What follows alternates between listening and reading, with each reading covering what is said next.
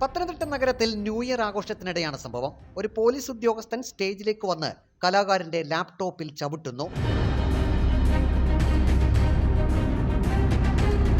രാത്രി 1 മണി കഴിഞ്ഞതിനാൽ DJ തുടരാനാവില്ലെന്ന് പലതവണ police അറിയിച്ചിട്ടും കലാകാരൻ ചെവി കൊണ്ടില്ലെന്ന് പത്തനംതിട്ട പോലീസിന്റെ വിശദീകരണം.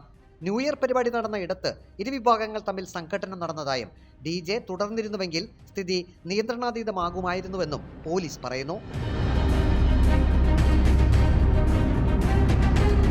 ഗാനമേളയ്ക്കാണ് പോലീസിൽ അനുമതി തേടിയിരുന്നതെന്നും DJക്ക് അനുമതി ഉണ്ടായിരുന്നില്ലെന്നും പോലീസ് വ്യക്തമാക്കുന്നു. തന്റെ 1 ലക്ഷത്തോളം രൂപ വില വരുന്ന ലാപ്ടോപ്പാണ് പോലീസ് ഉദ്യോഗസ്ഥന്റെ ഒറ്റ ചവിട്ടിൽ നശിച്ചതെന്നും കലാകാരൻ അഭിറാം സുന്ദർ നവമാധ്യമങ്ങളിലൂടെ വ്യക്തമാക്കി.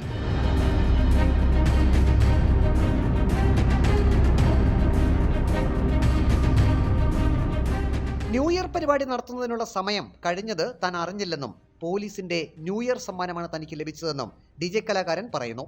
കലാകാരൻ എന്ന നിലയിൽ അവിടെ പെർഫോം ചെയ്യാൻ പറ്റാതിരുന്നത് ഒരു മുറിവായി എന്നും തന്റെ മനസ്സിൽ അവശേഷിക്കുമെന്നും കലാകാരൻ നവമാധ്യമങ്ങളിലൂടെ പറഞ്ഞു. റിപ്പോർട്ടർ, പത്തനംതിട്ട.